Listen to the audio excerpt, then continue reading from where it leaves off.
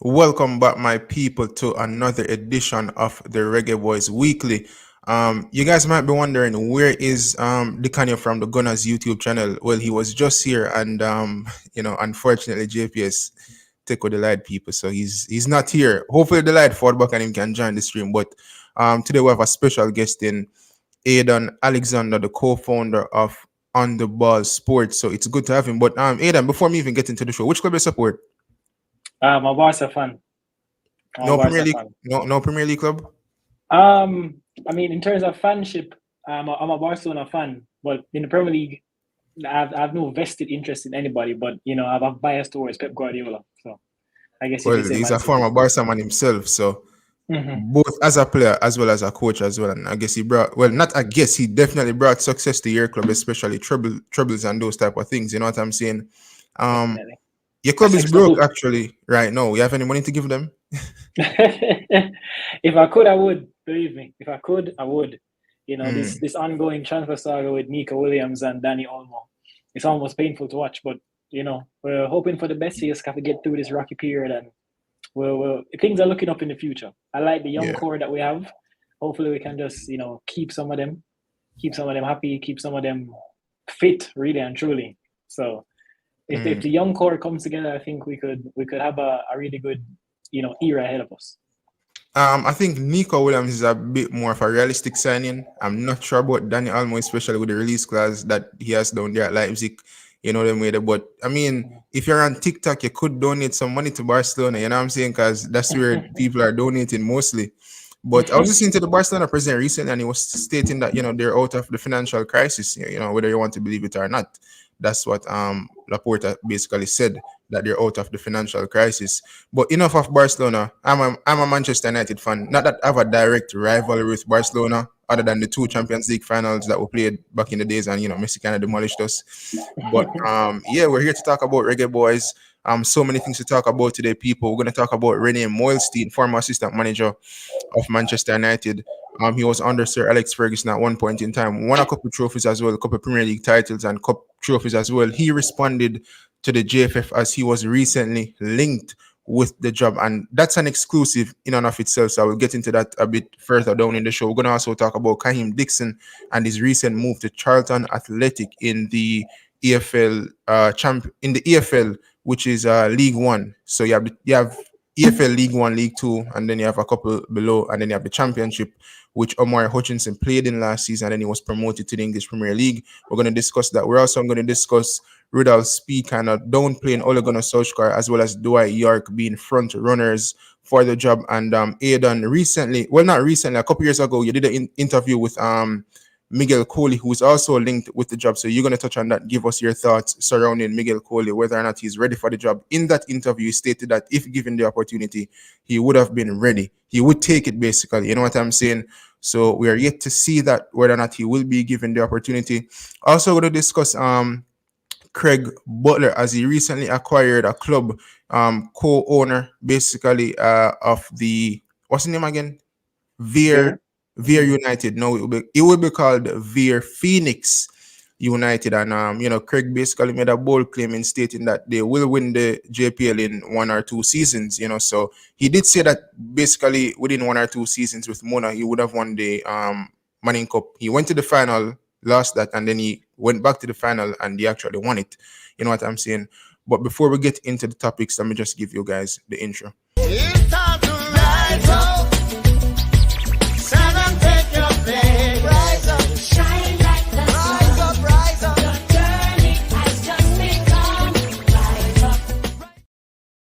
Yes, people, that's the intro. So the first topic that we're going to head into is Kaheim Dixon and his soon-to-be move to Charlton Athletic. So as I said, people, or as I stated before, Charlton Athletic, they play in the EFL League One. Kaheim Dixon, recently we saw him with the Reggae Boyz in the Copa America, as well as in the qualifiers as well, and even in the latter stages of the JPL season with Arnett Gardens, where he had a good, I want to say cameo, because it's not like he came on for a couple minutes or whatever the case is.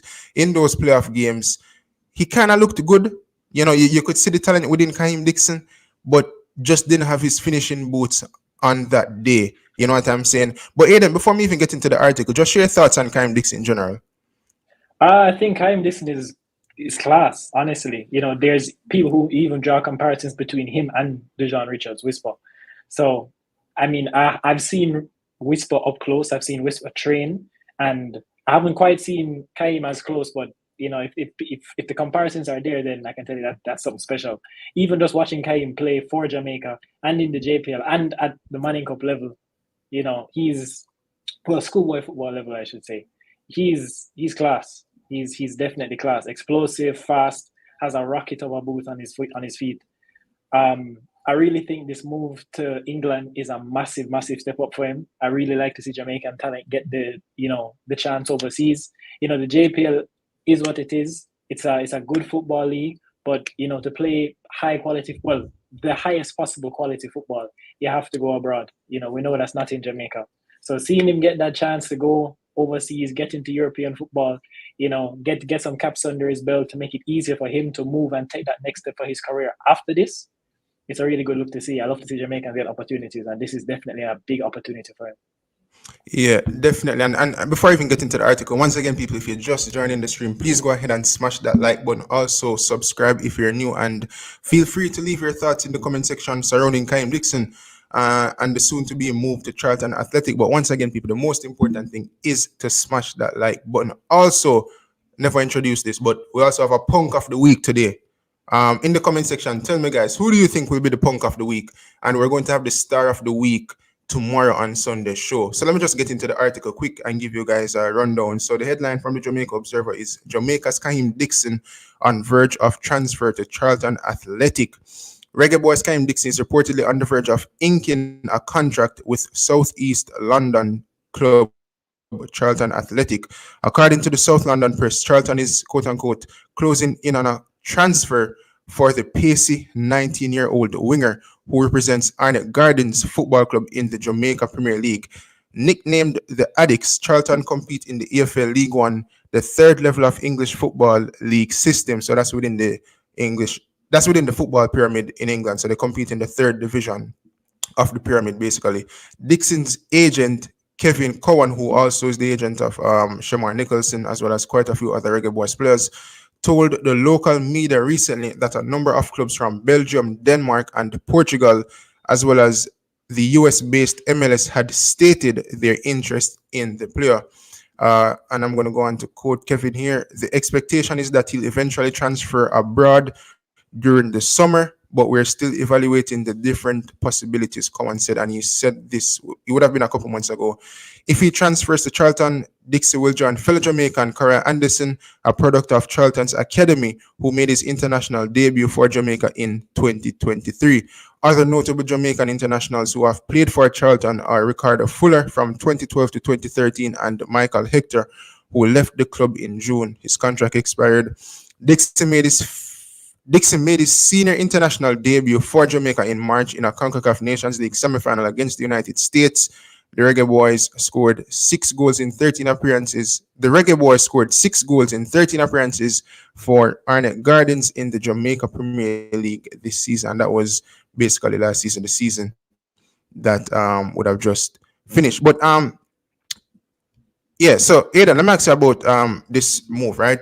Now, there's one thing that's always beating players leaving the JPL that tend to go overseas is that, they don't really live up to the expectation, or they don't really play to the level that is required. And oftentimes you see a lot of these players come back to the JPL, Tyreek Jimenez as well as quite a few others. What do you have to say about that? You think Kaheim Dixon will fall into that? I definitely hope not. I don't think so. I just think that even just watching him at the schoolboy level, he looks so motivated all the time. I don't think he lacks any sort of motivation or hard work. Like, just seeing him play for Jamaica, he's constantly ready, waiting and raring to go, just waiting for his opportunity and ready to take it as soon as he gets it. I don't think he'll have a work ethic issue. I think a lot of Jamaicans' issues in the past has been, we go away on trials and then the story is always the same. Good with the ball at your feet, but not good enough off the ball. And I don't think he has that problem. He seems energetic. He seems willing to press from the front. I think he's a very, very good raw talent that so many coaches would be dying to get their hands on. And I think he'll have a good amount of that playing in, English League One football, because it's a lot of games, it's a hectic schedule, and it's not always pretty. A lot of the time you have to grow up quickly, but a lot of people always say the championship is the hardest league in the world. And this is not a championship, but the further down the leagues you go is the more difficult. People playing with more hunger, people trying to make it. Some of these guys, they're not making retirement money. So they're really looking to take that next step up in their career and really make something of themselves. So I think this is if he is to make the move, like the article said the options were still open, but if he is to make the move, it would be a really great one, and I really, really see him making the most out of it. Yeah, listen, for me, you mentioned the championship. Some people refer to it as one of the hardest leagues in the world, right? I definitely agree with that. And as I said, the lower you go down in the pyramid, it becomes more difficult because these players are not making retirement money. And it's so much of a cutthroat business. I mean, if you look at the possibility for like promotion, which helps a club massively, that can save them from, financial misfortune or whatever the case is, compared to relegation that can basically wipe out the existence of a club.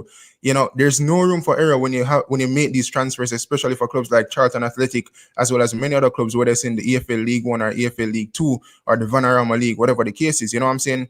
And, the Premier League money, the championship, from going to the championship to the Premier League, it's massive money in terms of the TV rights, etc., money you get from the English Premier League. You know what I'm saying?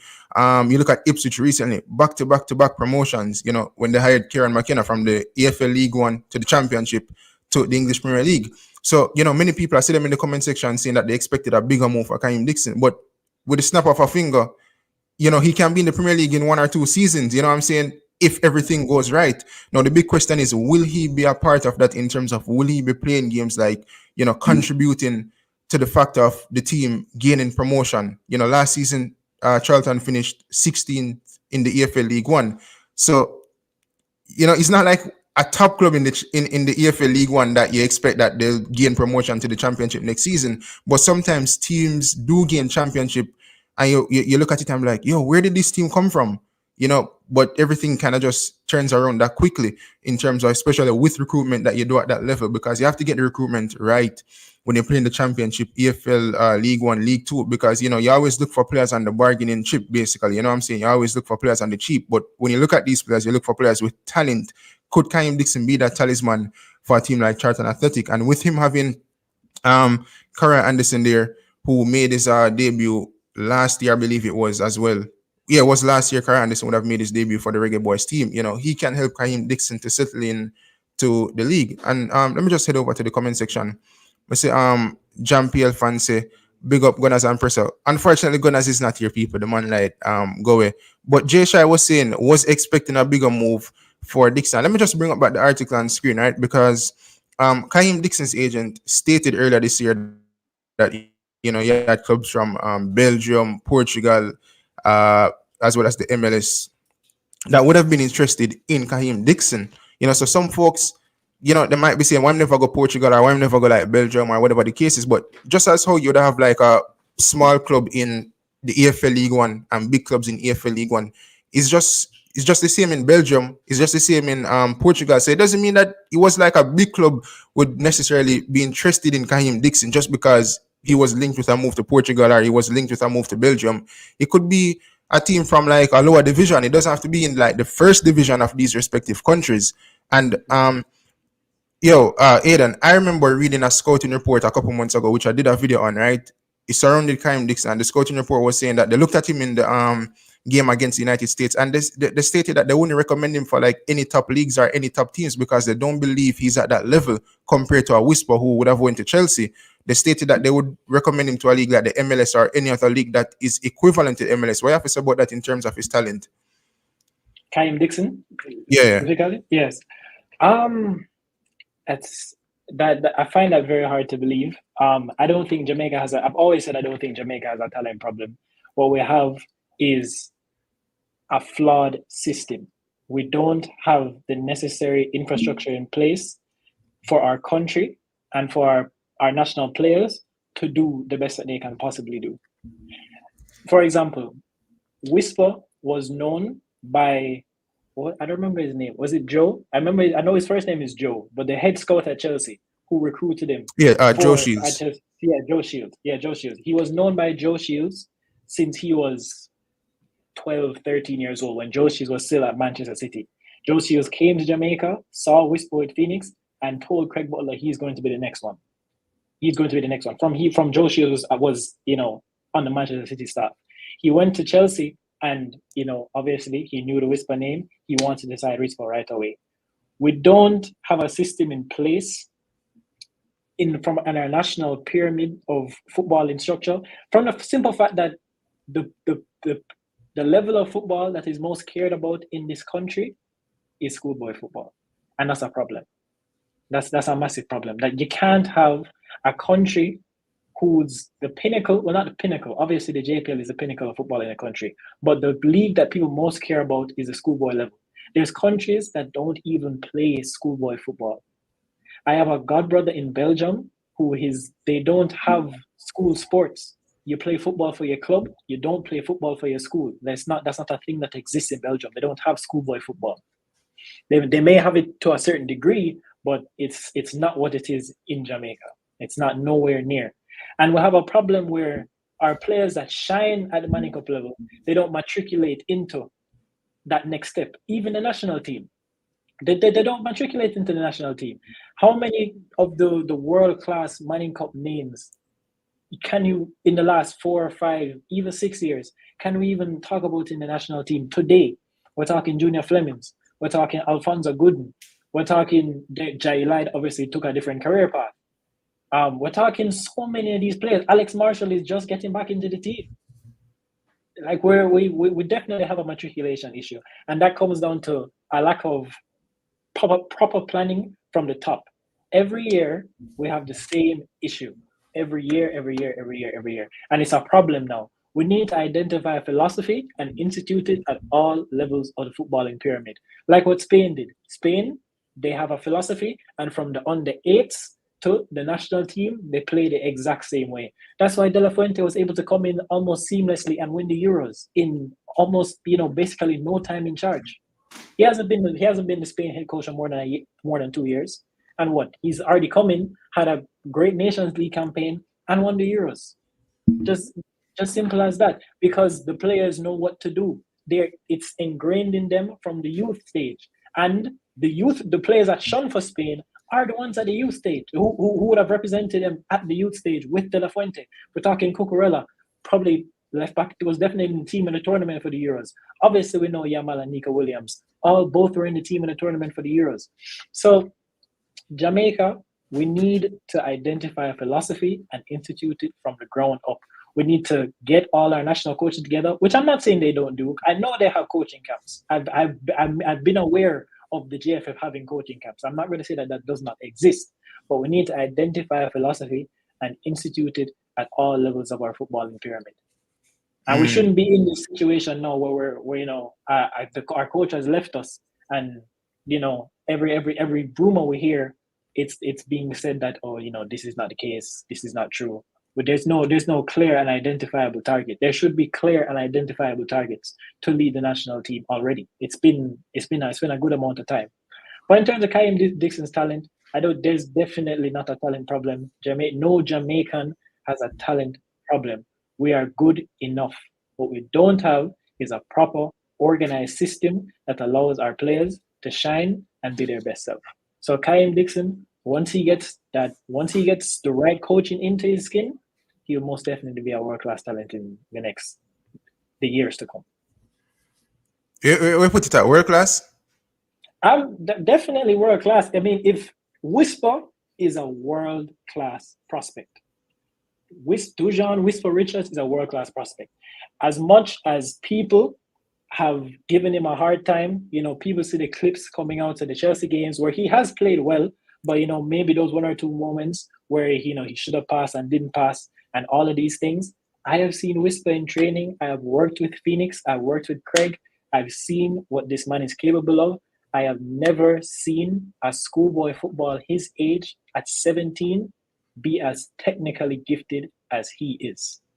Never in life. He was 17 years old and 6'4", rapid as can be, a rocket of a right foot and a left foot.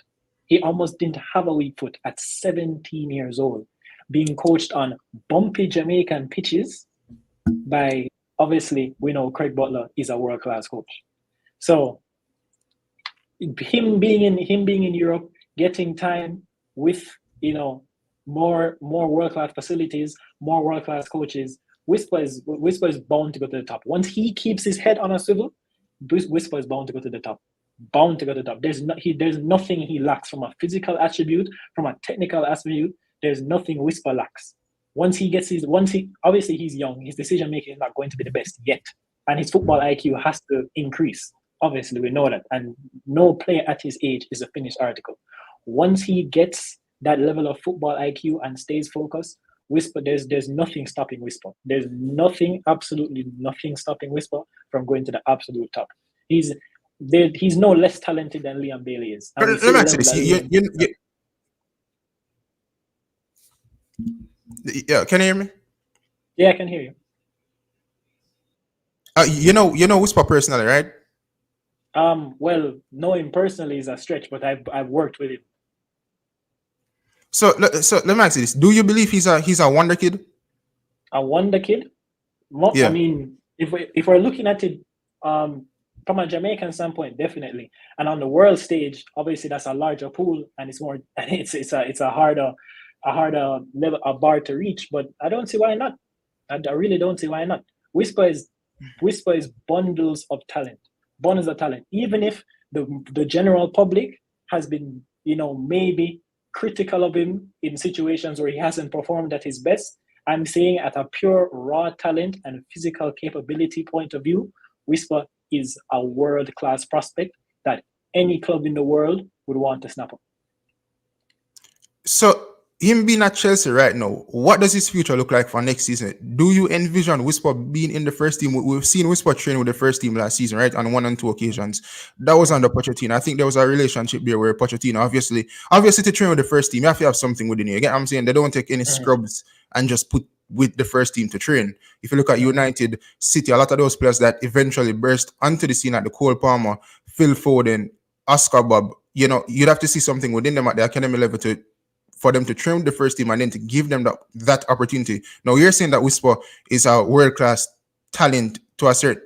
You're saying that he's a world-class talent, I strongly disagree. I don't believe he's a wonder kid. I don't think he's a world-class talent. I think there's a player within him that needs to be nurtured. So, how do you see next season panning out for Whisper? You envision him in the first team, or do you think he will go on loan next season, or he will remain with the academy? I don't see why he would need to go on loan. I think he stays with the academy. I mean, we know Chelsea. It's not a matter of what I think will happen. It's a matter of, what the Chelsea notoriously thinks is necessary for their young players. He, like I said, he's a world-class prospect, as we see JC 876 says right there. I use the word world-class prospect. He's not yet the finished article. He's 8. He just turned 18 the other day. I never said world-class player. He's a world-class prospect that any team would be lucky and would love to have. He's 18 years old, just turned 18 last November. He was scoring goals for the Chelsea Academy. He was doing well. He never looked out of place playing for the Chelsea Academy. Will he break into the Chelsea's first team next year? Probably not. Who knows? I mean, it's possible, but maybe not. And that's not to say that's an indictment on him. That's just the simple fact that Chelsea has spent billions of pounds on players who, for one reason or another, are ahead of him in the pecking order due to price, due to wages, due to even their own natural talent. I'm not going to put it all down to price and wages. I'm not going to say Whisper has a divine right to go and play for the Chelsea team just because he's Jamaican and I have a vested interest in his career. Once he performs to the level he's supposed to perform at, cream always rises to the top. Talent always rises to the top. So will he break into the Chelsea first team at 18 and play Premier League football at 18 years old? It's possible. Is it likely? It's not something that happens very often. How many 18-year-olds play for Chelsea today? How many 18-year-olds play for top 4, 5, 6, or even top 10 teams today? It's not something that happens very often, and he needs time to develop and form that true footballing IQ that he needs to play at the Premier League level. So I don't expect him to come out and play for Chelsea, open the match of the season, and score a hat-trick. But what I expect to see is steady progress, steady development, and eventually play top-level football. So let me ask you this: in terms of him being a world class prospect, how do you put him up against other youngsters across the world who some people deem more of a world class prospect than Whisper? What bracket does he fall into? Because he's predominantly a right winger, you could say, right, or a right inside forward. So he's looking to score goals, whatever, not looking to really cross, whatever. Coming on the inside, whatever the case is. Where do you put him? Like, which bracket is he in as a world class prospect? Is he within the realms of like the Garnachos of the world? I mean, that Because the Garnacho question. is relatively like 18, 19 as well. I mean, the question becomes: Is Garnacho a world class prospect? That's another question. Like, I don't see. Garnacho has been in a Manchester United academy since I don't even know how long. He's been playing with better facilities. He's been playing under just completely different circumstances than Whisper for years. We've been hearing Garnacho's name in the United academy for easily 4 or 5 years before he made his debut. Maybe 3 or 4. 4 or 5 might be a stretch. 3 or 4 years before he's made his debut, we were hearing Garnacho's name in the Manchester United academy. Whisper is a player straight out of Jamaica who got signed to Chelsea Football Club because he was identified from he was 12 years old.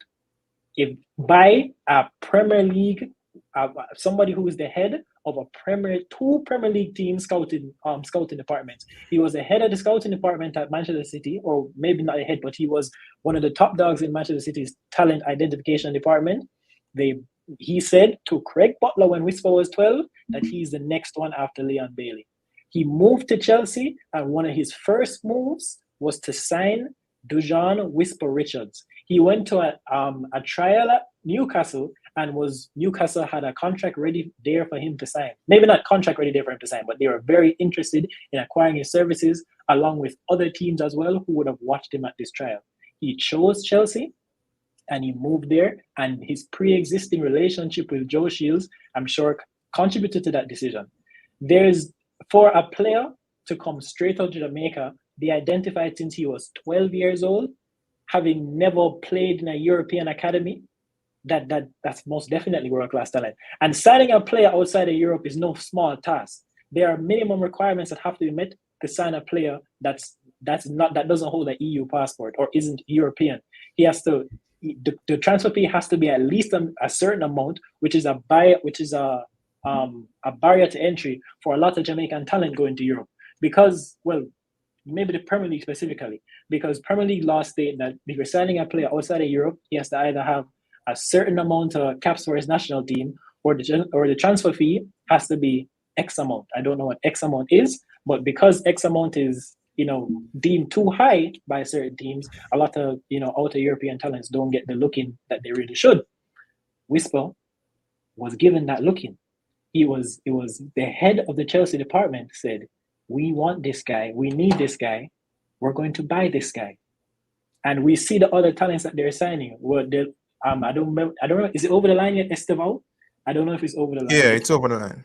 Yeah. That's over the line. We see all the players that Whisper was a batch. He was part of the batch of them signing. People calling Esteval the next who knows what. Who knows what. If he is considered good enough to be a part of that class, he's most definitely considered good enough to be a world-class prospect. He's just Jamaican. And, if he was Brazilian, many people would look at him differently. But the truth of the matter is, Whisper is a world-class prospect. He's not yet the finished article, and there's nothing stopping him except himself from going to the absolute top.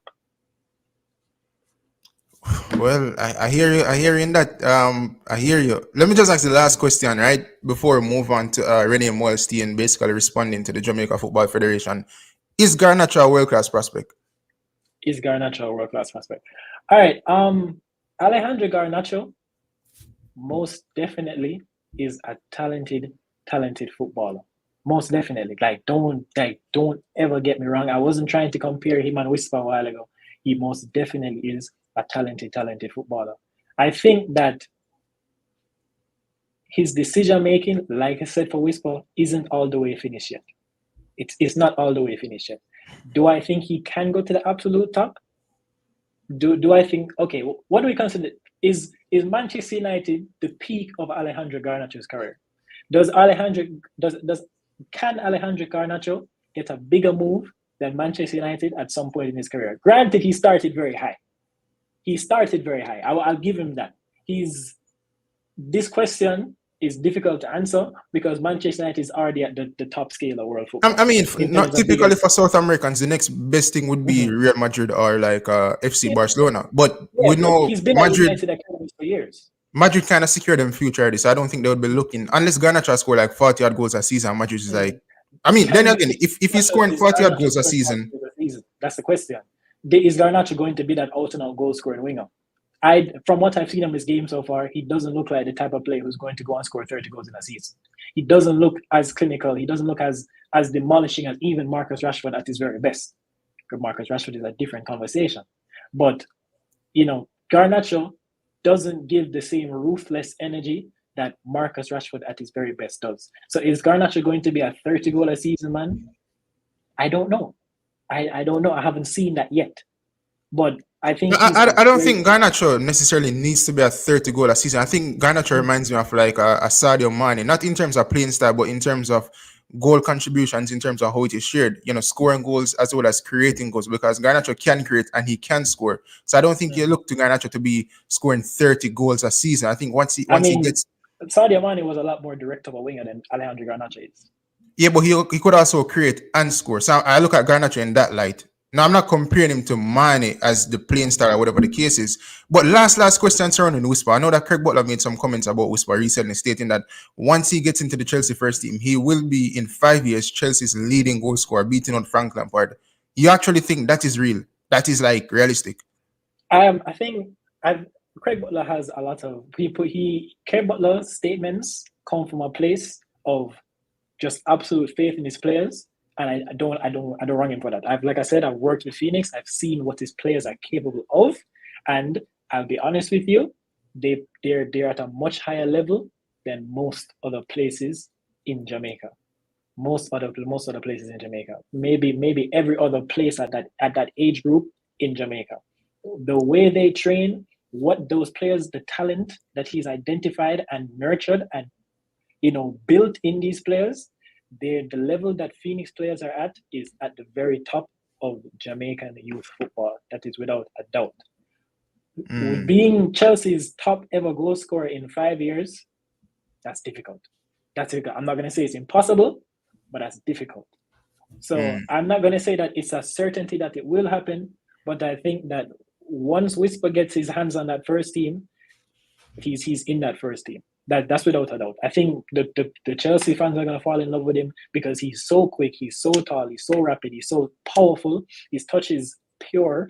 Just his technique is just immense. I've seen him play football in so many different contexts, and his touch is incredible. And let me just ask this before we move on. What capacity you work with Phoenix in what capacity?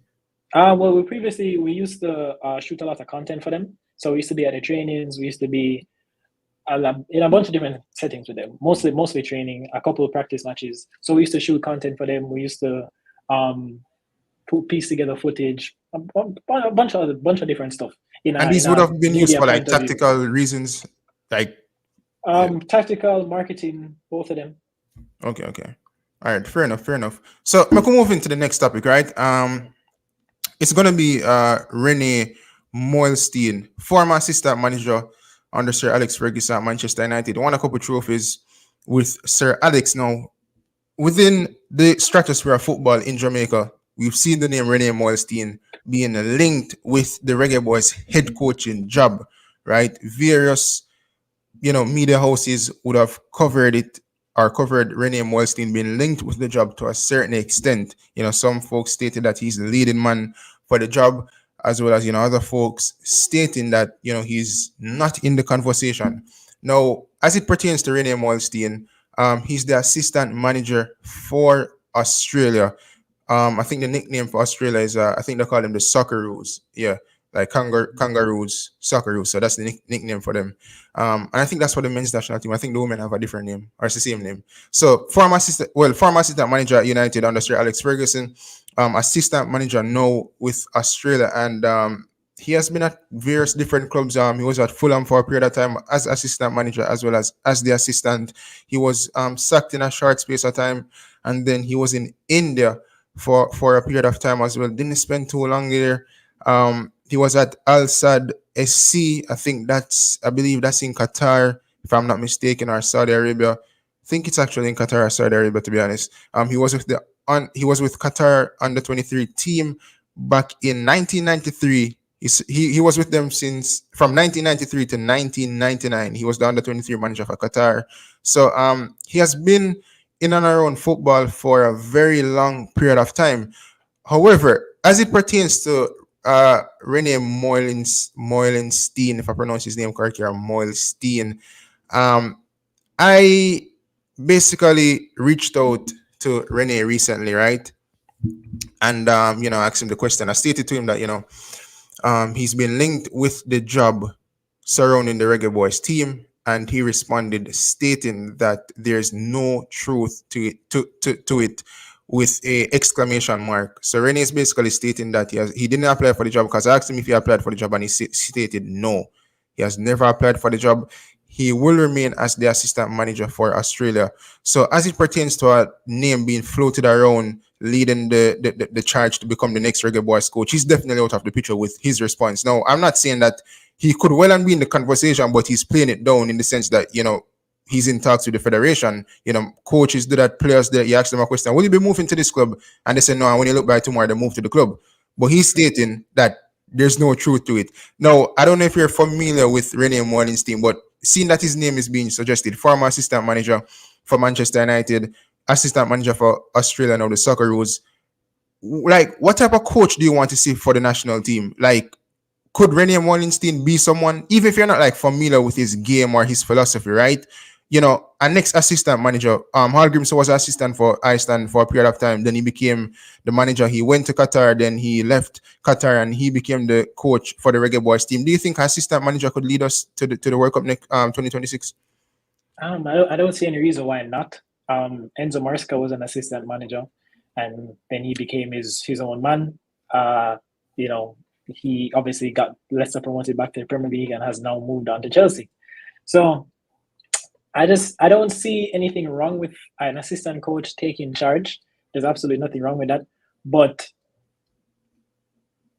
what I want to see is an appointment with a clear direction. If Rene Meulensteen is the beginning of that, then let him be the beginning of that.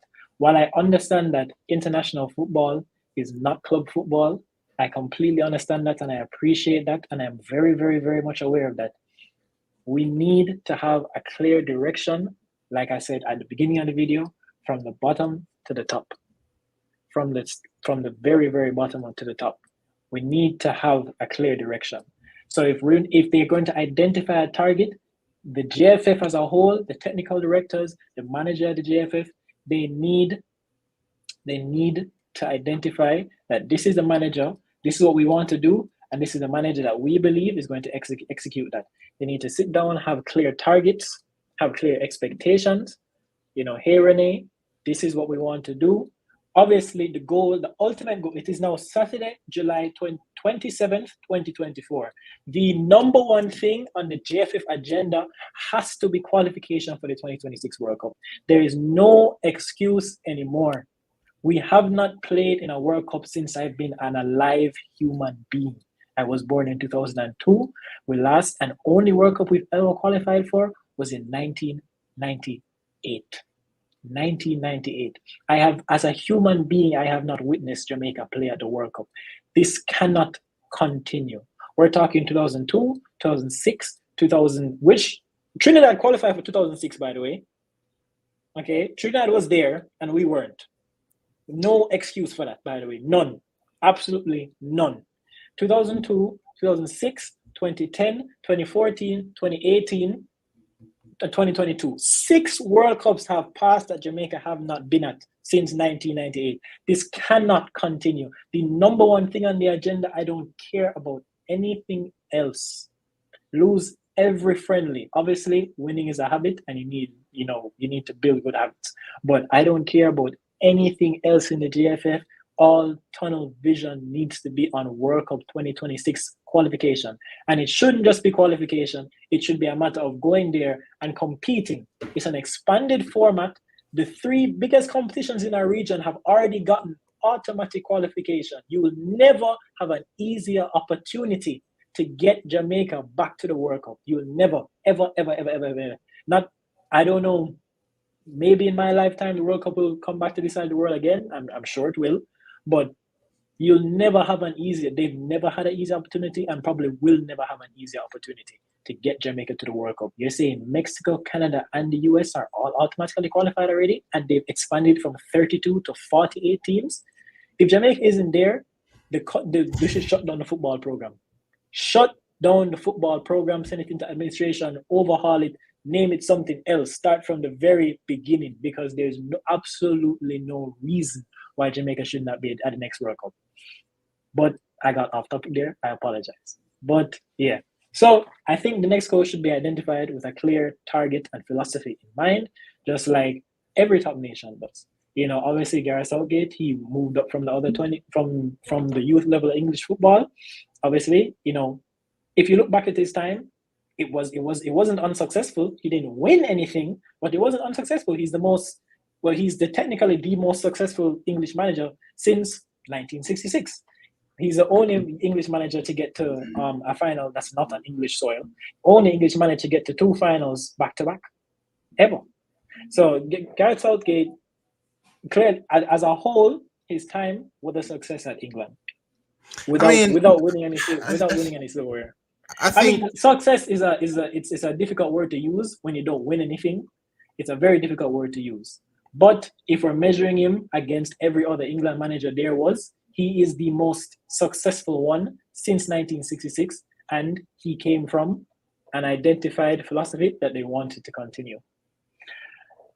That needs to be the case for Jamaica. We can't keep appointing people just as a stopgap, and then you try and get in another name, and then it doesn't work out, and then there's another stopgap, and then we try and get another name, and it doesn't work out. This cannot continue. I understand that maybe they were blindsided by Coach Hallgrimsson leaving. I understand that. I wouldn't have expected him to leave the job either. I don't know what the conversations were behind the scenes. I don't know why he left. I don't know what his reasoning was. Maybe that was administrative. Maybe that was he just got the opportunity with Ireland. He thought it was a better opportunity for himself, so he decided to leave and make himself available for that job. Whatever the situation may be, I can appreciate that maybe they were blindsided by his decision to leave. But yeah, and I like the fact that they haven't rushed into a decision. I do appreciate that. It shows that they're taking time to consider options. So I think that's a good thing. But I have nothing against Rene Meulensteen. No, nothing against him. I just need to know that decision was made with the correct things in mind. Yeah. And I just want to state this as well. People, he will not be the coach of the Reggae Boyz team, right? I reached out to Rene Meulensteen and, I stated that, I'm hearing some rumors about you applying for the job or whatever the cases are, being in the conversation for the job. And he stated that there's no truth to it with an exclamation mark. So he's ruling out himself for the job. Currently, he's the assistant manager for Australia. I mean, I'm sure every assistant would like to be the head coach of a team or whatever the case, but sometimes it's not. Sometimes you just have to wait until the right opportunity is given. Now, I just want to ask you a quick question, a quick detour, just a quick pullover. I asked you about Garnacho not too long ago, right? Him being a world-class prospect. In terms of Omari Hutchinson, is he a world-class prospect? I mean, seeing what Omari did in the championship last season, being someone who was crucial, especially in the latter stages of the season, in terms of Ipswich qualifying for the Premier League, right? How would you compare Whisper to him? I mean, if Garnacho isn't really a world-class prospect in your eyes, right? How do you see a player like Omari Hutchinson? I mean, I never said Garnacho wasn't. I never said he wasn't a world-class prospect. I just say that I think he's just a different type of winger than to what Whisper is or to what Sadio Mane is, as you have compared him to. I don't think he's not world-class.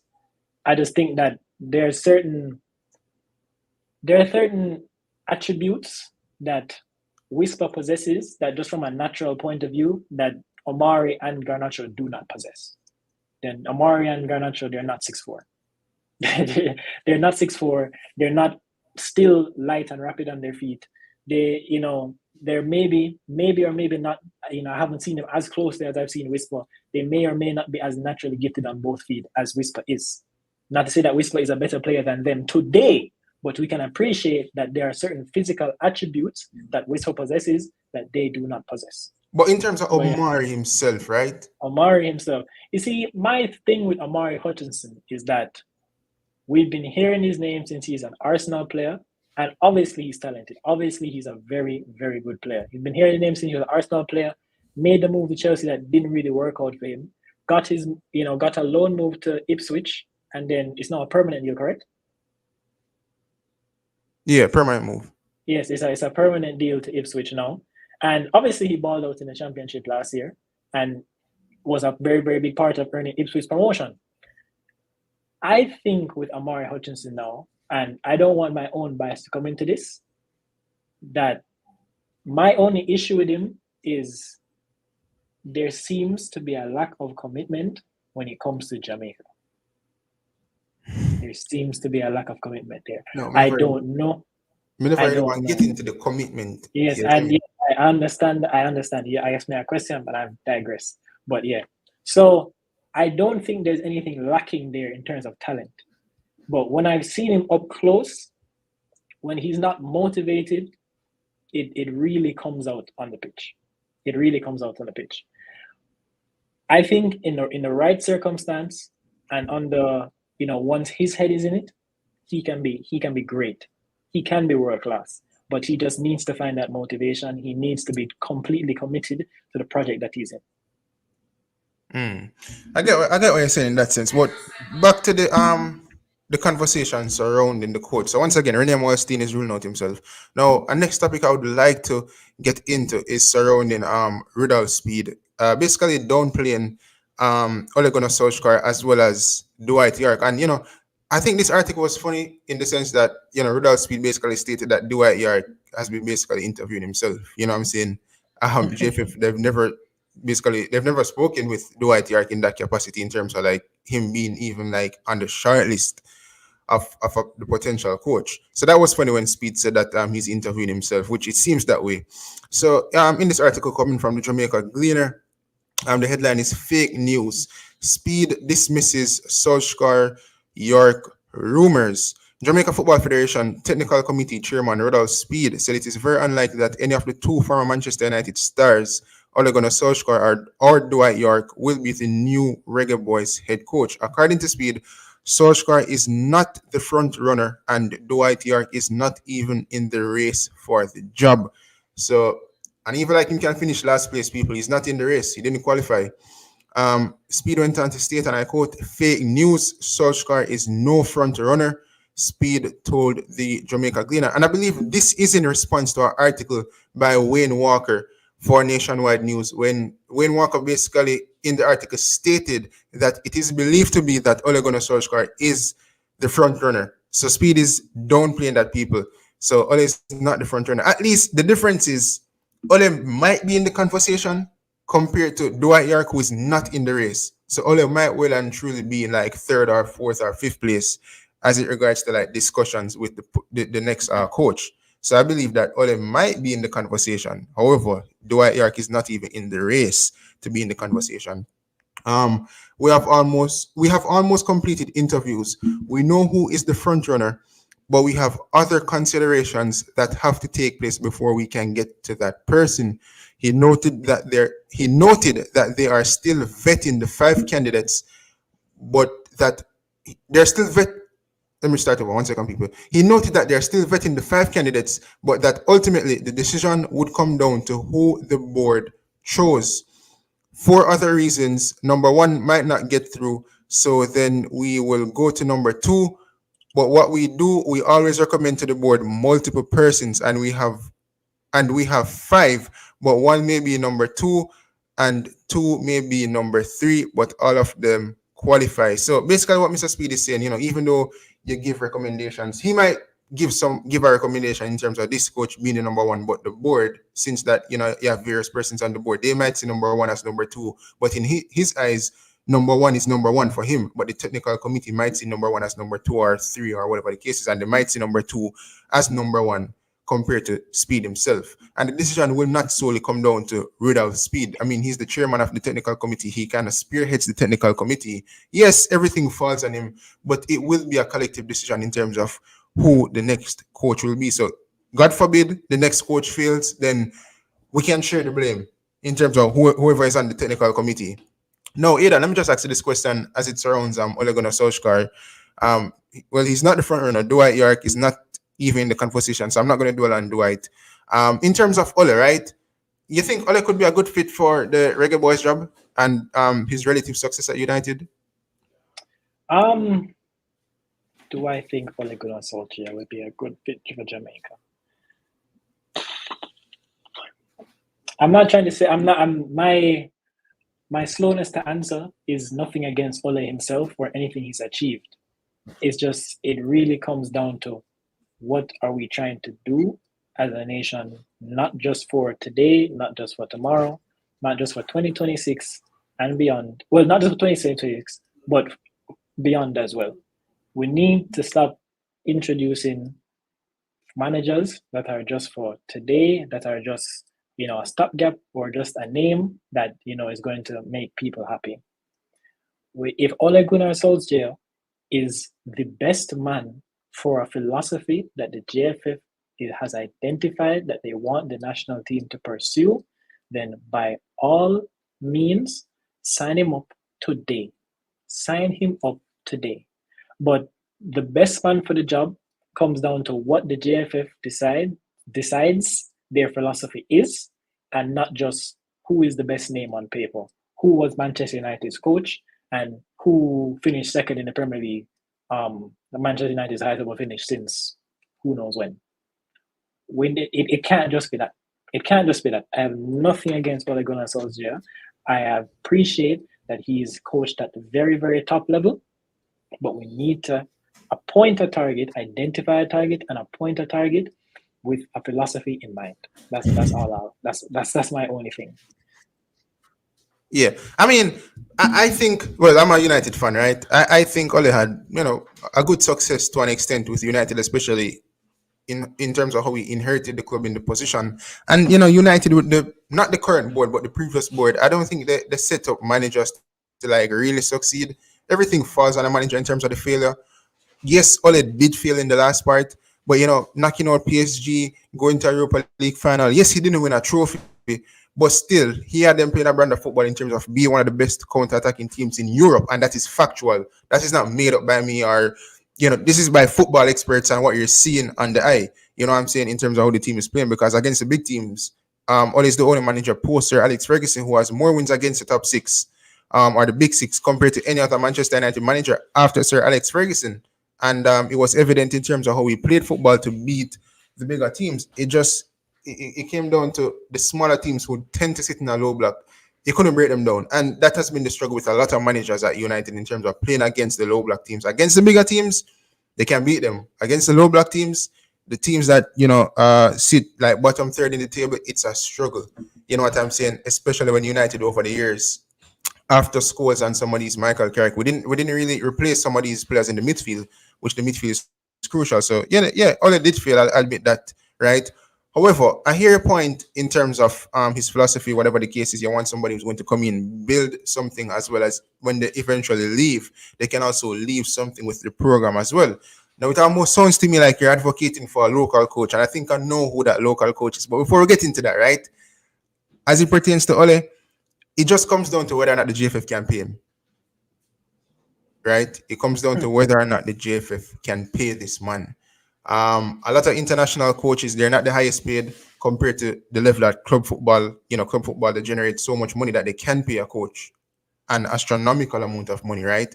In terms of countries, that's not so much the case. But I was listening to I Am Sure Sports program recently, and he stated that sometimes maybe it's the prestige of playing in international tournaments that make up for the lack of amount of money that you will receive as a coach. You know what I'm saying? Because the World Cup is so prestigious. Like playing the Euros is so prestigious. So even if you don't make the big money, at least if you qualify a country as a coach, you can have that on your track record that I qualified Spain, I qualified England. And then if you go on one step further to win a trophy, I think that kind of makes up for all the money that you would lose out on it to a certain extent. And it's not so much lose out on the money, because say you go on to win one of those trophies, then it builds up your resume as a coach, so that you announce your decision to leave after winning the Euros.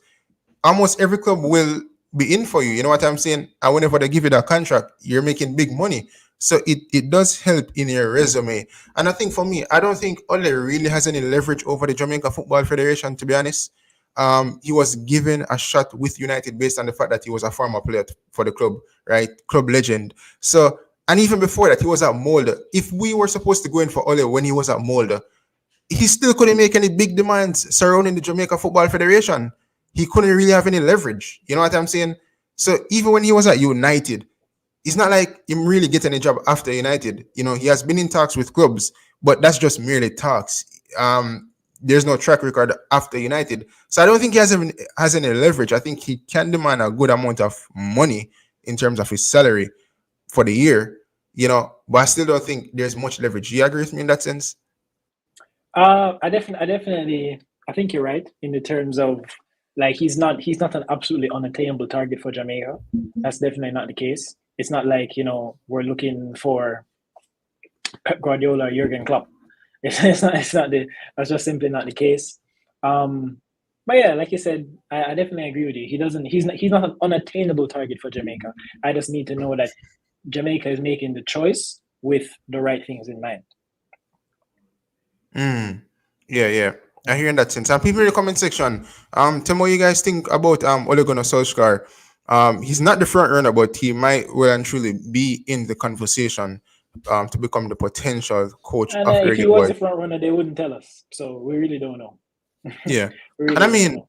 this other thing kind of came out of nowhere. I think it was my co-host Dicanio who did a video surrounding Ole, and you know, everybody kind of just like run with it. You know, I don't think there was any conversation really and truly. You know what I'm saying? It's just that, you know, somebody does a video and, like, I mean, not everything is gospel. That's what I will say to people. And he didn't state that Ole was even like in the conversation. It's just that we had Mr. Speed on the program recently, and Mr. Speed said that the next coach will be a surprise in terms of it's someone that nobody would ever think that we could get. You know what I'm saying? So obviously it's a big name. And out of everybody on the list, I think Ole, by association to United, is the biggest name. You know what I'm saying? Dwight York is a big name as well, but he's not in the conversation. Steve McLaren is also in the name. But if you ask me who has the bigger name out of Steve McLaren and Ole Gunnar Solskjaer, I would tell you Ole Gunnar Solskjaer, for one, being a club legend of United, also managing Manchester United and some of the biggest stars at the time in the world. You know, Paul Pogba, Bruno Fernandes, Marcus Rashford. So he would automatically have the bigger name. So that could be an acquisition that nobody would think that we would ever get. You know what I'm saying? And he was in talks with Canada as well. So I don't think it's out of the realms for a country like Jamaica to acquire Ole Gunnar Solskjaer. Now, the next thing I want to move into, right? It's Miguel Coley. Now, a couple years ago, you did an interview with Miguel Coley. I think approximately 2 years ago it was, yeah. And the title of your video. Yeah, about that. The title of your video was Miguel Coley talks coaching in Qatar, the Reggae Boyz, and his aspirations for his coaching career. Now, I watched the video this morning, and you know, in terms of his aspirations, Miguel stated that he wants to go on to coach in Europe. He wants to win the Champions League. He wants to win the Premier League. Now, obviously, to win the Premier League, you have to be in England. You know, coaching a Premier League team, especially one of the big boys that can facilitate that in terms of the money that he will possess to make big transfers. Now, as it pertains to the Reggae Boyz team, you having that conversation with Miguel Coley. Do you think Miguel Coley, not having much of a coaching experience at the top level, you think he could be someone that could lead Jamaica to the promised land in terms of 2026? I mean, okay, let's look at Miguel Coley and his coaching career thus far. Obviously, we know Miguel Coley. He's a former assistant coach of Jamaica under Winfred Schaefer, correct? Mm-hmm. Yeah, so he has experience in the national team and in the national team setup, because he would have worked with the youth teams as well. He was also a head coach at JC, where he won an unfortunate amount of Manning Cups in a row as a Wilmerian. It was the amount that he won in a row was very unfortunate for me. But I spoke to him about it in the interview, and you know, he jokingly apologized. But yeah, he's clearly capable to win. He went to Iran first, and then he went to Qatar, and he's won the league in Qatar with Salah. So it's not a matter of if he can be given opportunity. He's most definitely qualified enough to be given a chance. He's most definitely qualified enough, and I have no preference for a Jamaican coach versus a Trinidadian coach versus a Brazilian coach versus a Mexican, Chinese, anybody. I have no national league preference. I don't believe that the head coach has to be Jamaican just because he's Jamaican. I don't believe that. I don't believe that. There's no measurable metric to say that managers from their country are inherently better than managers who are not from their country. There's no inherent metric to say that. So I don't think that Miguel Coley is a shoo-in for the job, but he's not beyond getting an interview. He's not beyond being given a chance or a look-in. What he's done in the last year and a half, that would have to be placed under consideration by the GFF. What he's been up to, is he available for the position? I'm sure he would most definitely make himself available. I don't see why he wouldn't. He talks about coaching Jamaica like it's a massive thing on his agenda. So I could see him making himself available. But yeah, he's most definitely capable. He's most definitely worth an interview. He's definitely worth a look in. But he just needs to be identified on the same merits that I've been preaching for every other coach. Does he fulfill the philosophy that the GFF has identified they want to pursue? And if the answer is yes, there's no barrier to entry for him. There shouldn't be, okay, Ole Gunnar Solskjaer is a bigger name, so let's get Ole Gunnar Solskjaer. Interview the people, see who's the best fit for you and what you've got going on. And if that's Miguel Coley, give him the job. Let me just address this comment real quick. I think it's Atheism from Jamaica. A very interesting name. Atheism in Jamaica. I said that Presser, one matter Pogba and Bruno not get signed after Carrick and Scholes. Yeah, they did. But what I mean, like replace a player, like the caliber of player. You know what I'm saying? You sign midfielders, but in terms of in terms of quality, one matter didn't work out at United. Pogba for me didn't really work out at United. Bruno's the only shining light. Poster Alex Ferguson as a signing, if I'm going to be honest. You know what I'm saying? The only consistent player, if you really and truly look at it. So for the other players that we sign, not really. You sign midfielders, but you don't really replace the previous players, like in terms of quality and what they lived up to be at Manchester United. You know what I'm saying? TikTok say he isn't qualified. He has never managed top professional players in any league or club. What have you said about that comment? What does that mean? Like what does that mean? What Jamaican coach has been? Coach Hallgrimsson was a part-time dentist when he was head coach at Iceland. A part-time dentist. Since when is the benchmark being a Premier League winner? That doesn't. I don't get that comment. I don't see why that he has to be a Premier League level manager to coach Jamaica. That's just not the case. Roberto Martinez has been the head coach of Belgium and now Portugal. He got relegated with Wigan. I'm not trying to discredit Roberto Martinez or anything he's done, but how is Miguel Coley any less qualified than any other name that we mentioned? We talk about Rene Meulensteen. He's been an assistant coach. He hasn't, by your metric, he hasn't coached top players in any league or club. So I don't agree with that comment personally. Yeah, I get what you're saying. But I disagree in the sense that I know that you have coaches out there, like for example, the coach of Spain. He didn't really manage like big name players. I mean, managing Spain at any level, I think that's a big thing. You know what I'm saying? And he also won the Euros with the respective teams he would have coached before the senior team, right? Now I understand that you have coaches out there like that. However, I think the difference is that in the atmosphere that Jamaica is in right now in terms of the Reggae Boyz team and what is there to play for, I think it's a bit too much for Miguel Coley. I think it's too much of a risk factor. So even some people say that they would give him the opportunity, but just not now, seeing that we have World Cup qualifiers coming out next year. And it's not really a situation where the next appointment can really and truly make any mistakes. You can make mistakes in the Nations League. I really don't care about the Nations League right now. I just want to know that we have a coach. I care about the Nations League because that has to be the building block leading up to the qualifiers as well as leading into the World Cup of 2026. So really and truly, no coach can really make no mistakes in the Nations League. I mean, losing one game is one mistake. That's enough. You know what I'm saying? Like you're new, you're trying to acclimatize yourself to the team and to the environment. Fair enough, right? But I just think it's too much on Miguel Coley right now. You know what I'm saying? If you look at his coaching career so far, he was at Jamaica College. He was involved with Barbican. In the interview, he stated that he was involved with Barbican, and here it is. He was the director of football for a period of time, assistant manager of Jamaica under Winfred Schaefer, manager for the under 23 team. He was at Estegal FC, FC Banyas as the assistant manager. So basically, after schoolboy football, Miguel Coley has predominantly been the assistant manager for teams. He's the manager of Salal Reserves right now, right? So not the first team, but he's the assistant manager for Salal first team.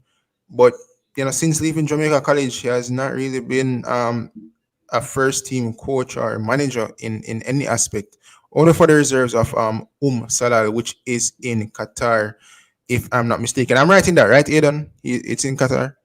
Yeah, Salal is in Qatar. Yeah. So in that sense, I get where people coming from. It's a bit too much for Coley at this moment in time. I mean, the same could be said about so many names that we've had as managers over the years.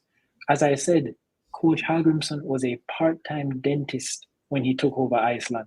Obviously, we saw the success that he had with them, knocked England out of the Euros, and qualified for a World Cup.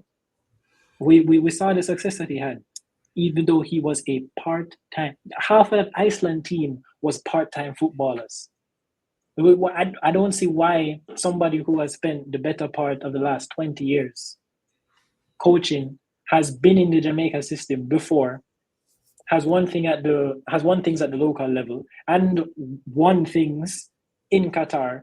Why shouldn't he be given at least a look in? I'm not saying give him the job. I've never said for 1 second give Miguel Coley the reins. But there shouldn't be a barrier of, okay, we need to sign the best manager in the world that is out of work. Let's get Jurgen Klopp. That's almost not realistic. It's almost not realistic. Like you said, you spoke to Coach Speed. He said, the next manager is probably going to be somebody that they never thought we could get. I'm not saying that Jurgen Klopp is impossible. I'm not saying anybody is impossible. But I'm saying that Miguel Coley, he's worth an interview. He's worth consideration. That's all I'm saying. He's worth an interview. He's worth consideration. And if he based on a meritocracy, is what the JFF identified, he's the best man to do what the JFF has identified is their targets, then give him the opportunity. But I think that the next manager, Jamaica, his success is dependent on certain, for lack of a better word, certain foolishness that's been going on administratively. They need to rectify that for the next head coach of Jamaica to have the best chance possible. There cannot be the same old issues. There cannot be this player. There can't be Leon Bailey having issues with the JFF on security and all these things, and then deciding he's not going to play for the Jamaica national team for the foreseeable future. That's his decision. Whether or not I agree with it, I understand where he's coming from. I just thought that I wish the timing was different, just before the Copa America. I just wish that his timing was a bit different, but I understand his issues that he would have brought up. The inner workings of it, I don't know. And let me say this to the viewers. He's not saying that Miguel Coley should be the coach of the national team. What he's saying is that he can be in the conversation. Because in these environments, you're not going to just talk to one person, right? You're not just going to talk to one candidate. You talk to multiple people, because what if number one doesn't work out? You want to know that you have a second option, a third, a fourth, a fifth option. You know what I'm saying? So he's just saying that Miguel Coley, at least, he warrants an interview to a certain extent, to at least present a template to say that this is what I will bring to the team if I am supposed to be appointed, right? Just as any other person in the conversation would do. They have to present something, let's say, for example, Ole Gunnar Solskjaer presents something to the JFF, not because it's Ole he automatically gets the job, because what if the template that he presents just doesn't work with the JFF in terms of the direction that they want to go in? You know what I'm saying? In terms of playing style, etc., etc. But what if Coley presents something that works for them as a federation and benefits the team more so than a manager with a name? You know what I'm saying? So it's just saying, let the guy be in the conversation. We have a caller in the background. CC Sports Lab, big up yourself. Yeah, man, big up, big up. Yo, let me tell you, my thing with the whole Miguel Coley and several other coaches. Let me tell you what I don't like. Pressure. When people try to tear down one coach, to bring up one candidate, and we do it a lot of times with players. You know, we tear down Ronaldo to bring up Messi. We tear down Messi to bring up Ronaldo. So to me, even though the other guests would have said, we have done it before. We have coaches that never necessarily had certain qualifications. That was like when Tapa got the job. I don't think we had a coaching license in Jamaica. I don't think any coach had a coaching license in Jamaica at the time. However, we are in the a different era now where we cannot go back to things like that. I think Miguel Coley, of all Jamaican-born coaches, is probably the most qualified coach out of all the Jamaican-born coaches. Whether Shabba Thomas, Tyrone Marshall, Miguel Coley, Bibi Gardner, and all of them, right? So I say in that sense, in terms of him, his coaching education and everything, and the license and everything, I think the consideration for Miguel Coley is based on cost. For me, him have the paper qualification, he would have coached a reserve team, as I said. But I think if it comes down to it, if the JFF wants to hire an head coach and cannot afford to hire a coach and bring in a backroom staff, like with Al Gibson, they have to bring in the assistant, which is John Wall. Then they have to bring in, I think, a goalkeeper coach. John Wall, something. Al Gibson left. Now them fire John Wall, and there's a situation developing there. So I think the whole package, the whole remuneration package to bring in a head coach, I think Miguel Coley getting a job. If Miguel Coley gets a job, it would have been a cost thing where they said, all right, we can hire a head coach and then we can install our assistants behind it. Because if Miguel Coley comes to coach a job, I don't think he will be carrying any assistant with him, pressure. He won't be carrying any assistant with him. So more than likely, it would be assistants that are Jamaican coaches. So I think in that sense, depending on where you're looking for, and I think because of the type of qualification round, Mexico is not in it, Canada is not in it, the US is not in it. So I think if Miguel Coley gets this job and does not qualify, to me, it's like a layup in a sense. With the players that we have, with the biggest teams in CONCACAF out of the qualification, and we just have a contest, Panama and Costa Rica, I believe we are better than Honduras. So we should be in the top 3 spot and go to the World Cup. So I think with that being said, Professor, if they give him the job, I wouldn't lose sleep over it. And let me say this, CC. I don't think a lot of us look at football with a microscope, especially when it comes on to other countries as well. Because, if you look at vast majority of countries in international football, majority of the first team coaches are not they weren't big names before being given the job. You know what I'm saying? And football is more spearheading or it's more hidden in a philosophy type of way in terms of how you play the football, right? And if you have the tools, then more than likely you will get success to a certain extent. You look at the likes of Argentina, Spain, Brazil, etc., etc. England with Gareth Southgate when he was appointed as the coach, right? Like over 8 years ago or something like that. These guys really didn't really and truly have a track record in terms of being a success at a club or whatever the case is. These guys are more with reserve teams or under 21 team or whatever the case is. But I'm gonna tell you, there's a reason for that. I think it's very difficult to get successful club coaches to coach national teams. It's too expensive. Yeah. It's too expensive because if you notice, some of these guys who would have come and coach national teams, they weren't earning no major bucks in club teams. You can't get a Jose Mourinho. You can't get a Pep Guardiola. You can't get a Carlo Ancelotti. See, Brazil tried to get a Carlo Ancelotti, right? Brazil tried to get a Carlo Ancelotti. Who would have turned down Brazil? And he stayed at Real Madrid. Because I doubt Brazil will pay Carlo Ancelotti the amount of money that Real Madrid is paying Carlo Ancelotti. There's also a different appeal to to playing football in the club. There's a different appeal to club football than international football. But I definitely understand what you're saying. The best coaches, they don't want to coach internationally. Unless their main they focus. are at the end of their career. Yeah, I mean, and unless it's like you are from that country. Like Eddie Howe, he's the head coach at Newcastle, but he said the England job would be a massive job for him. You know, he's English. He feels that sense of pride if he was to be able to get to the opportunity to coach his country's national team. Portugal approached Jose, and Jose turned it down and says he's not ready for it at this point in time because what he thinks is that he still have something to offer at the Champions League level. And I think when you have coaches who are looking to still deliver at that level, club-wise, I don't think you will find that they will go to try and coach a country. So that's why I think when persons are looking at it, the coach that you might get, you have to think about it. Like Rudolph Speed would have said, he needs a manager coach, right? I think when a man look at Rene Meulensteen, he might not have been a first team manager. But remember, there's a difference between a manager and a coach. When he was at Manu, he was the first team coach. So he was doing taking the training sessions while Sir Alex Ferguson was overseeing everything, but he was still doing the training sessions, executing certain things, also assisting in terms of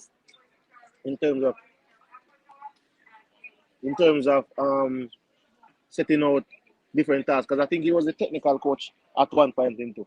So certain technical aspects. Carlos Queiroz, all of those guys, they were basically the coach behind Alex Ferguson. Alex Ferguson would dictate a lot of things. He probably would negotiate contracts with players and those things, because I think the managerial role is more of that. Remember Arteta, when he just came to Arsenal, he was more the first team coach or head coach, and then he was promoted to the manager.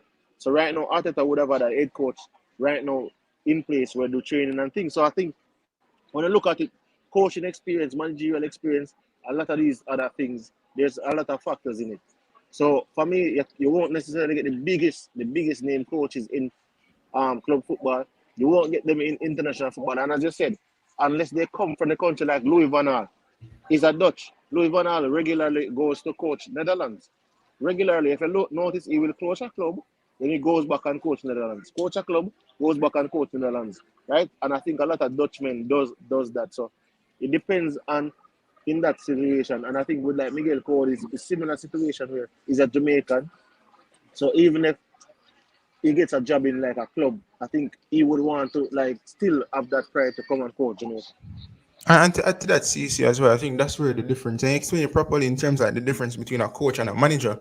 A prime example that everyone can look at is when Jose Mourinho was at United, when his assistant manager left, I think his name is Rui Ferreira, right? I think that's how it's pronounced. He was the first team coach, I think, right? And he was following Jose from the beginning of time to different clubs, Porto, Chelsea, Real Madrid, United. And when he left, things kind of hit the fan at United. You know, shit hit the fan at United because Jose Mourinho himself is not really a coach in and of itself. He's more like a manager. You know what I'm saying? Tactically manages the egos of players, etc. And you have a lot of managers out there. Sometimes you see them do well, and after a period of time, them get bad, and you say, "Yo, how this even happen?" But sometimes when you look at the backroom staff, if the backroom staff is not in alignment with the manager himself, then there's room for failure. You know what I'm saying? So in terms of the next appointment, is either the JFF wants them want a manager and then he can bring in backroom staff, or you want a first team coach, which you wouldn't really need anyone behind you in that position. You know what I'm saying? Because you're spearheading the team.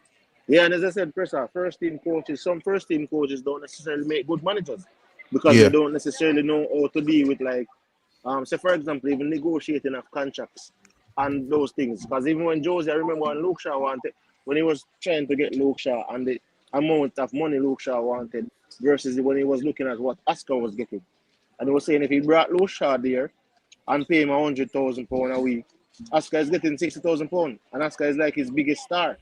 So how do you give somebody else more money than your biggest star? So I think international management is kind of different, but I think in and of itself, to manage the egos of star players in your squad, that's when it comes into man management. I think Steve Gerrard said this one time, Brendan Rodgers is the best one-on-one man manager that he's ever worked with, right? In terms of a manager. So I think JFA, when it comes down to, I think Reggae Boyz need a coach. They need a coach more than they need a manager. So even if we get somebody that's the manager, we need a coach because when I look at some of the players, Presser, and look at how the team is playing, some of these players should be playing better. Some of these players really should be playing better. You heard me? Yeah. Yes, and some of these players should be really playing better. So you need somebody out there who can tell them what to do, when to do it, and how to move and when to react. I saw Zinchenko. I'm talking about inverted fullback and what his position is does on the field. And when he does it, in terms of when he goes into the middle of the park and draws his defender with him or draws the winger with him, then his job is done. So he can give Saka like 50 balls to play one-on-one with the defender. And if that winger or man marker doesn't come with him, then he has the defensive midfielder to play 2v1 versus their other midfielder. So I think in our situation, we need somebody like that who can tell the players them that, all right, this is your role and this is what you do on the pitch. Because to be honest, I think we're just picking players Presser and just putting them on the field and say, all right, you play Premier League, all right, you are start. You play Premier League, you are start. And then we move to the next league. You play Championship, you are start. And CC, you make a good point. You play League One, you are start. And then so we move. The biggest league, the second biggest league, the third biggest league, and then we find one starting 11 and throw them out there. I expect to go somewhere. That's how I've seen it. You can correct me if you see it somewhat else, but that's how I've seen it. I think that's the case to an extent, and it reminds me of two countries in terms of like Brazil and England, where if you look at countries like Spain and Germany, they're not hell bent on picking players from like a Borussia Dortmund or a Bayern Munich. You know what I'm saying? They assess the team and they say, okay, you are the best goalkeeper and you play for Stuttgart, then we're going to get you. You're not for forward from Bayern. But in England, another Pickford plays for Everton, but like in England and like Brazil, like it's almost like you have to play for the biggest club. But it doesn't necessarily mean that like you're the best player just because you play for like a big club. You know what I'm saying? But if Jamaica had like actually pick players, example, the midfield situation, you see like Russell and these guys sitting on the bench when you have like a Damian Lowe in the midfield. Like that's just like, for the lack of a better word, like blasphemy. You get what I'm saying, bro? That should be illegal, like arrestable offense as a coach or manager, whatever the case is. But CC, welcome to the end of the show, so big up yourself here. Come on, respect. Yeah. Now, the last thing I want to get into people is the punk of the week. Now, Aidan, punk of the week is basically like, within the sporting world. It doesn't have to be football necessarily. Anybody will kind of just do something stupid or say something stupid will give them the punk of the week. Who do you think will be the punk of the week this week? Think about like based on the criteria that you've given me, maybe I don't like to use such words as punk. Yeah. But based on the criteria you've given me, I would have to say Johan Blake. Wow. I mean, people, I could announce the punk of the week, and it is people in the comment section. Tell me what you think who's going to be the punk of the week. Who is the punk of the week? Last week, Noah Lyles got the punk of the week. We're also going to have a star of the week, which is for tomorrow's show. But today, let me just get some comments. Mr. Flex said Noah Lyles. No, Noah Lyles was last week. Mr. Richard Stewart said Speed is punk of the week. Maybe for next week, but not this week. Get some more comments flowing in terms of who will be the punk of the week. Shaquille Turner say Lyles fastest man alive. LOL. Amen. Say Craig Butler winning the Premier League in 1 or 2 seasons. So all right, let me go ahead and just announce the punk of the week. So the punk of the week for this week is none other than Mr. Beast. Johan Blake gets the punk of the week this week, people. And the reason why Johan Blake get the punk of the week is, let me just play the video for you guys. My head is all over the place right now. My own country, Jamaica, doesn't give me the respect, and I'm happy they don't, because other people outside do, and they appreciate me more than my own country. So, I'm happy that I'm be able to crown elsewhere apart from Jamaica. So I'm just looking to continue doing what I'm doing until I'm happy to step away when it's time. Has that been something that's been the case throughout your whole career?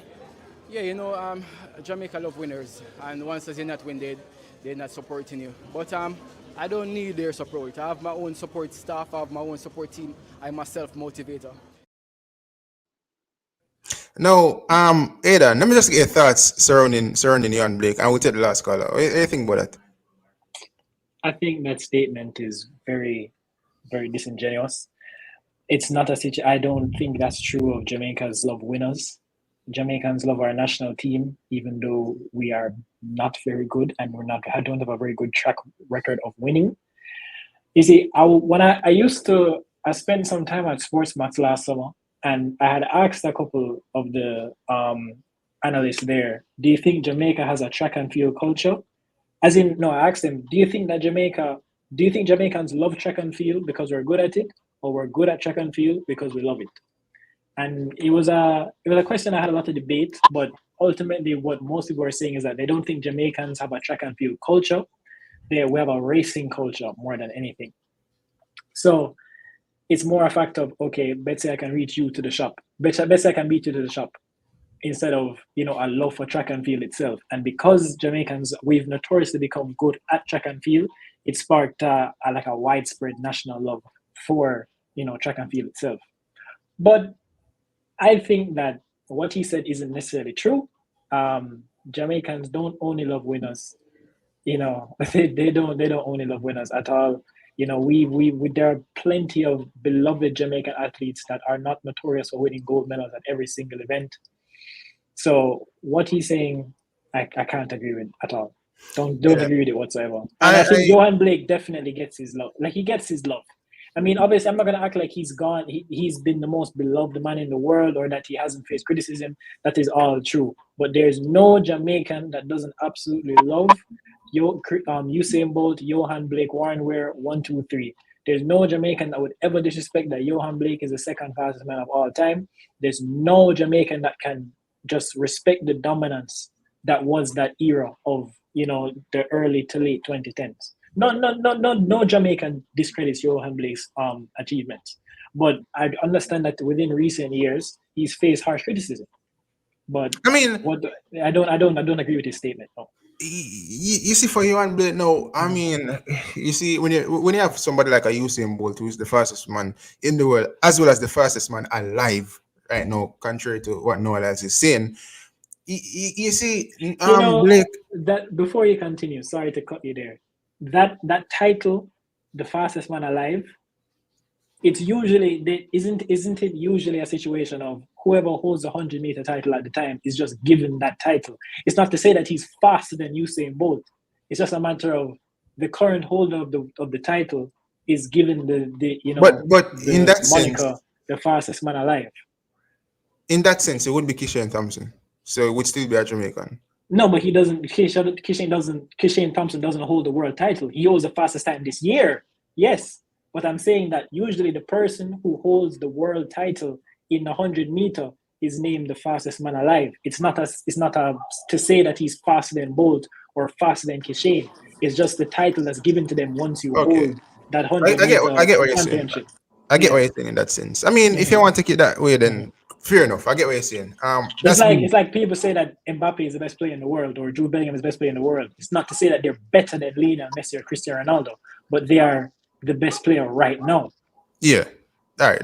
That's true. But in terms of Johan Blake, I think Jamaicans, we've given Johan his flaws. And let me tell you, bro, you see, it's one thing with losing. You see, when it's time to pack it up, you just pack it up. I mean, if you're going to a race, you can't expect, especially Jamaicans, to be unrealistic in saying that you're going to win when all the races you basically have finished dead last. You get me? I say, I'm sure that Johan Blake has his fans out there that does support him. You have many Jamaicans out there that still supports Johan Blake, but you can't expect people to come and sing your praises to this day in terms of trying to put you on a pedestal to say that, oh, you're still the fastest in the world or whatever the case is. You know what I'm saying? And I don't know. I think Jamaicans, we do not have a society where we're crazy over athletes or whatever the case. Americans would be our fans from other countries, we see you, we acknowledge you, we give you props, and we move on, we keep it pushing, You can't expect people to bow down to. I think with other cultures surrounding a Shelley, Blake, Usain Bolt, people go crazy over these people. If Usain Bolt go China, everybody start surround Bolt. If Bolt the Jamaica, we're not saying 1 and 2 people not surround him and ask him to a picture, but you're not gonna see 100 or thousands of people running down Usain Bolt, or you will get that So for example, like a Shensia should go somewhere, like the girls obviously are like Ronaldo, you know, Spice, etc. Because like that's how females are in terms of like supporting artists, you know. Would I don't and them people there? The only man we can see make man and woman running down like cartel. You get me? I say other artists, people are gonna like say, oh, big up yourself, I'm gonna get a picture of my artist. But you know, I think Johan Blake is, as I said, disingenuous. But I'm gonna take the last caller. James, big up yourself. I mean, Yeah, big up yourself. What you have to say about the topics today? pressure. You know, you don't know, you know. Pressure. Yeah. The fastest man in the world is the man who hold the record, the world record for the fastest 100 meter, the fastest man that in the world until somebody beat him. You see, nowadays is a youth where like him social media present and him know what to do to trigger the people. He is a hot taker and him have these hot take like just like the other day you see him come up and talk about the world championship with the NBA basketball and them thing there and upset the whole sport world and them thing there. So no allies know how to get on people's skin on the social media and him can't handle it. So him just that try to get that kind of vibes. It no count as nothing. Him still know who have that record. And until you run and beat that record at the Olympic or wherever, you're not the fast. You can't be considered the fastest man. You're the fastest man at this year World Championship. Because you win it. And you're still not the fastest man because you still have 3 men who run faster time than him. Wrong or right? Big up yourself the other panelists. Thank you. Big up yourself, man. Yeah. Like I understand what you're saying, that you're saying Mo is still the fastest man alive. That's without a doubt. You hold the world record, you must be the fastest man alive. That's just how that works. But what I was saying was that usually they give like to whoever athletic body is, IAAF, they usually name, it's like if you win the Ballon d'Or, you're named the best player in the world that year. You know, Karim Benzema was the best player in the world that year when he won the Ballon d'Or in 2023 or 2022, whatever it was. But Noah Lyles holding the 100-meter title at the moment, he is just named the fastest man in the world. It's not necessarily that he's the fastest man alive or that he holds the world record, but that's just a title given to the person who currently holds the championship. He might have it wrong, man. He's the fastest man at the last World Championship. That's all it is. I mean, I'm just saying that's just a title they give to them when you are the current world champion. Yeah, man. But America always do that. You know, everything is the world for them. You know, everything is the world for them. Fair enough. They're bigger, better than everybody else. So yeah, that whole NBA and NFL being the world champions is not correct. But I definitely understand you. That's what I'm telling you. That's what Noah is trying to get He's trying to create distraction. He's giving up bulletin board material and all that stuff. So, you know what I mean? I like it because it pay him, you know, and if it pay him, you know, you don't know it's a brand and a branding, and this is the new era, the new media, and that's how it is, and I like it. Most definitely. I mean, it's good for track and field. You know, keeping track and field at the forefront of the media is good for the sports as a whole. You know, it gives athletes a better chance to be seen. You know, because you know, track athletes are often they're some, you know, not by everybody, but on a world stage, they can sometimes be forgotten when, you know, the world championships or Olympics are happening. So I think it's a good thing. Yeah. But Gunners boss, we're gonna end it now. So big up yourself here. Hey, press away at it. We need 2 more minutes. All right, go ahead. Wait. Oh, by the way, before I go forward, Gunners boss, you see, the next punk of the week is the Olympics. The opening ceremony. Yeah. I don't even want to talk too much, but bonfire for the Olympics. There's a lot for us to talk about in the Olympics. There's a lot of things to talk about, but because of the football thing in the pan. But Pressa, you see just now when I was listening, right? When I listened just now, and you say the punk of the week, I'm like, God damn, this nigga about to kick my butt because I'm the one who I messed with him all of this week. I've been effing with him. That's what I'm thinking of. I think of me, I come out, you know. No. I was like, yeah, this nigga about to call me the punk of the week or something. But you know what? I've been called donkey and a day and all kind of things, so it doesn't matter. I'm glad I never me you give it to. But the Olympic, there's a lot that we need to talk about the Olympic. And with that said, you need to stop talk and entertain this argument about we need coach, we don't need managers per se. That's what I really call for talk to you about. All the while I hear all these people talking about we need coach. No national coach across the world have time to coach a national team unless you are coaching the players on the ground, sir. Remember, we players them scatter across the world and we call in most of them when we are ready for a booking or a time. Where does this coach find time to coach these players? Have you all ever think about that? No, only way we are going to coach a team and have this culture where we hear not talk about and these things unless we are going to deal with the local player them and we have that, some youth in a camp and we have to coach them. I coach them up and I teach them, say this we want them to do. You can't have, you see the coach, the players 15, 16 times per year, where you're going to coach them anything, every window.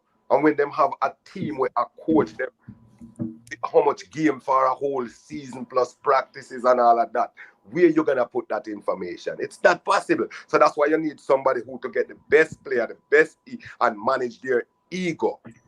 And you have to also remember that these coaches we are talking about in these big clubs and these things, these coaches we're talking about, they coaches star. It's not like they are coming to Jamaica where stars are. So what we are expecting from these players, these coaches we're talking about is not going to happen, because if you don't care how great the coach is, if you don't have the quality player, he cannot coach them to play better than they really are. So we have to have players for the names them when we hear what I talk about.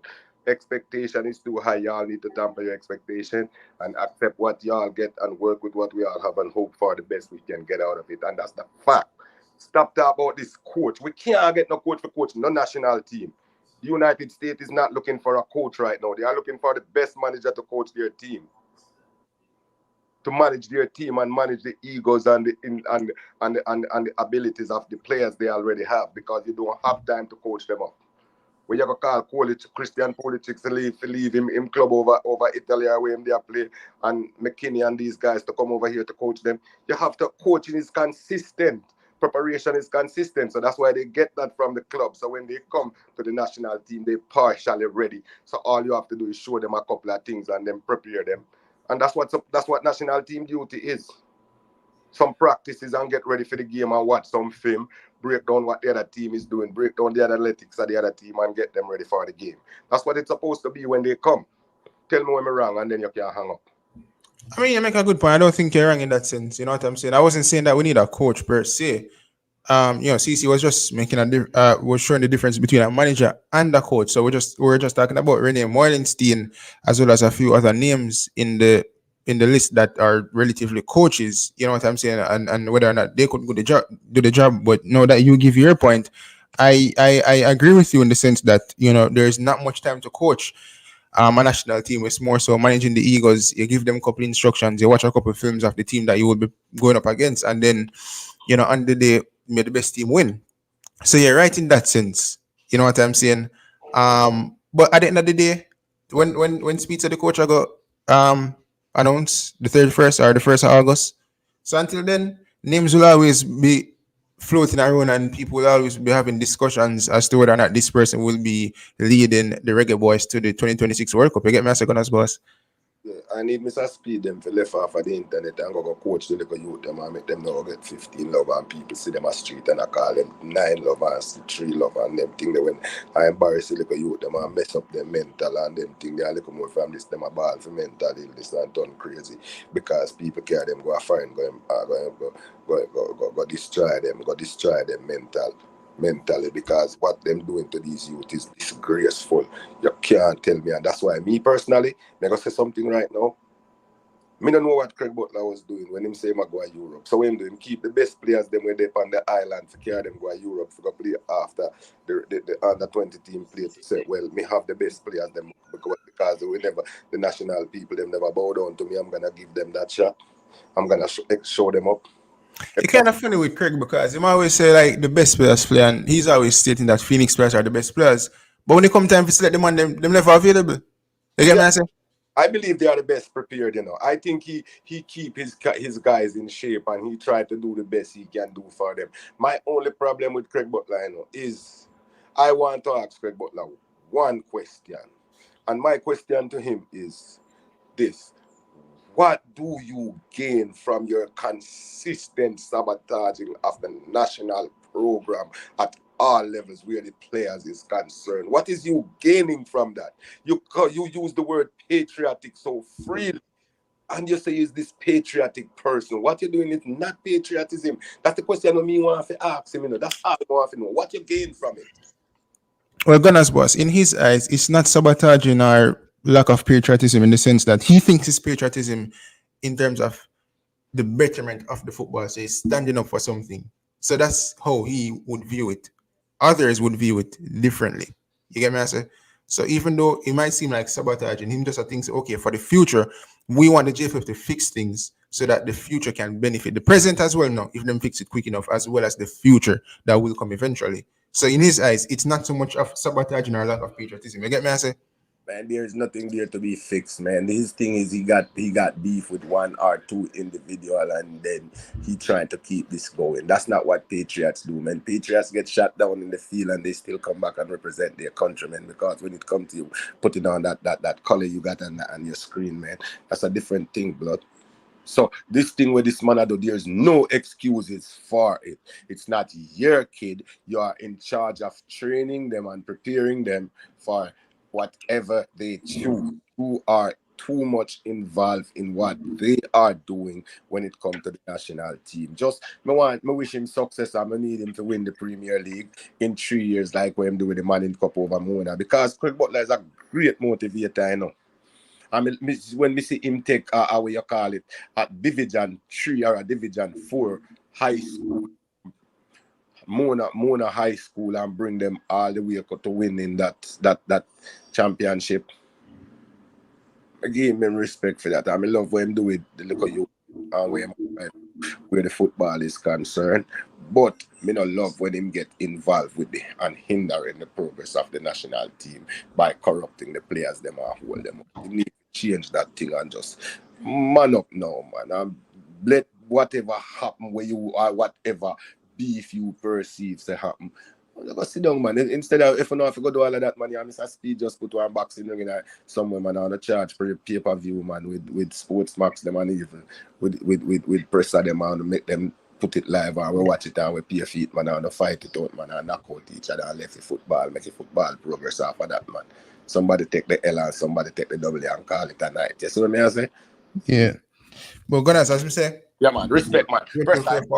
First appearance this far, you show. You don't know we're there every time, you know. Long overdue. The crying thing over, I'm sure sports last night with the Mr. United never worked, but I have to get beaten for that. Pop. Whenever they I am sure sports last night.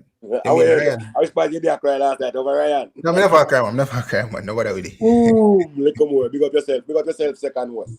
I never see you clearly. Bless up. Respect. But Aidan, respect for them on the panel. We'll go no problem, bro. Really appreciate it. Yeah, go close to 2 hours. Never plan for go 2 hours. Not normally go 2 hours, but I guess normally we don't have fun. I guess we have so many things to talk about and talking points. So like we'll go over the over 20 minutes that we normally go. You get me? I say, but big up yourself. People, just do me a massive favor. You can go over to his channel and subscribe as well. Just tell him the name. Oh, I have it on screen. So this is A-Ball Sports. A-Ball, A-B-A-L-L Sports. So you guys can go over there and subscribe. A-Ball Sports. So this is the channel, people. A-Ball Sports. Just go over there, hit the subscribe button. 144 subscribers. So just do me a favor, people. Can head over there after the live show and just give him a subscribe. And I'm sure that in coming weeks or months, Aidan will start to put out content once again. Surrounding most definitely. We have something big coming. So that's all I'll say for now. Something big is coming. Like something not even just big in terms of our YouTube space, but big in terms of our Jamaican space. So you guys can look out for that. Where's that? I don't see new coach. not quite. It's not football related, but I'll just say it's cricket related. But believe me, everybody will find it interesting. All right, then, bro. Big up yourself. And before we head over, people, let me give you guys the outro.